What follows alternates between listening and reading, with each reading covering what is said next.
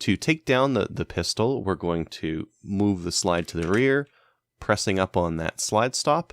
Then we can turn this disassembly lever down. Now this is pretty stiff on mine, and the reason why is it's actually scraping against this plastic. I don't know if this backside is rough or something, but it's pretty tight to turn in there. Then you push it forward, ensure that your magazine is empty and their chamber is empty, and then pull the trigger. The upper slide comes off.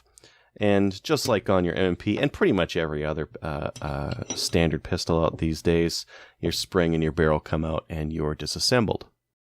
Now, nothing too crazy here. I believe they say the hammer's cold hammer forged, which might be better.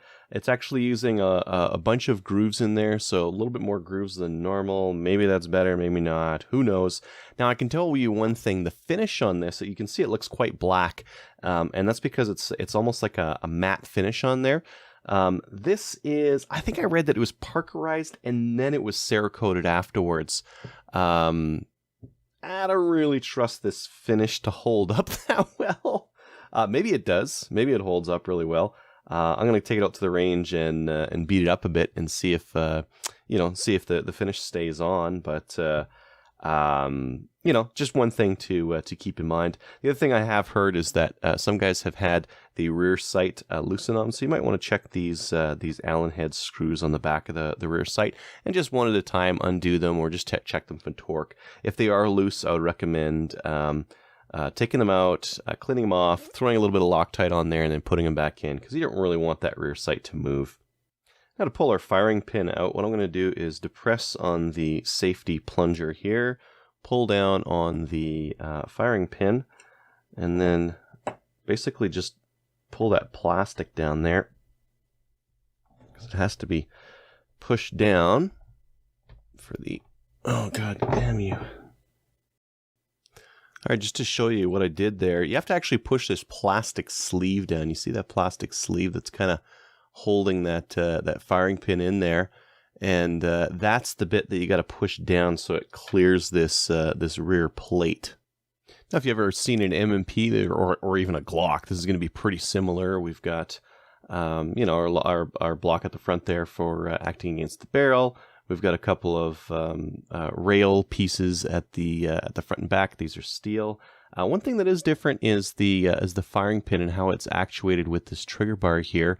As it's pushing, you see that little round piece there? It's actually acting against the sear here to drop it, and that's what's causing the sear to kind of go down there. So really interesting there. Now, one thing I will note, this trigger return spring that they have in here is very strong. So it's very, it's pulling quite hard on it. I think if you were to change that guy out for a lighter one, you might be able to drop a pound on this thing pretty easily, because it's a very strong trigger return. I don't think it needs to be that strong. So easy way to lose a pound off the trigger pull on this thing.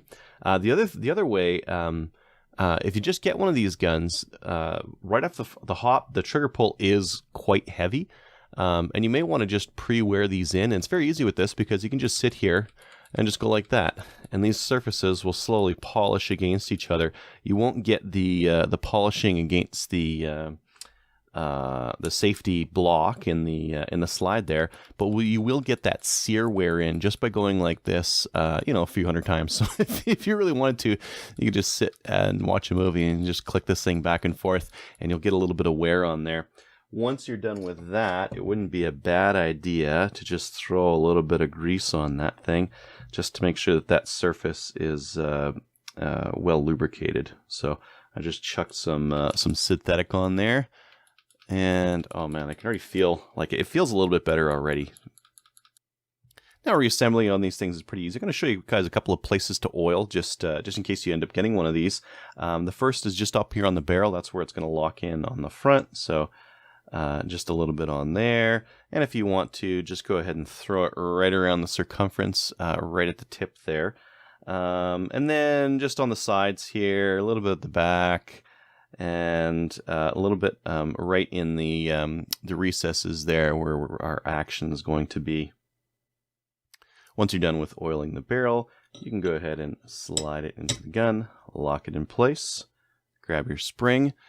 There's two ends to this. One has kind of like a nut end to it, and the other side is flat.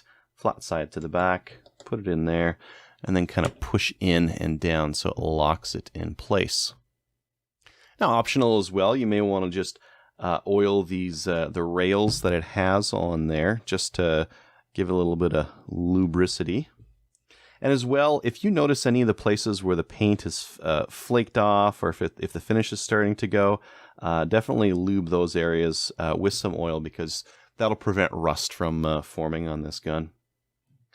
Once we're complete, make sure that the disassembly lever is down, and then go ahead and pull it back, lock it in place, and flip that the disassembly lever forward.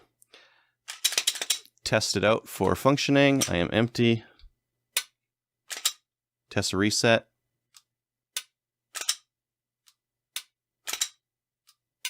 Feels fine.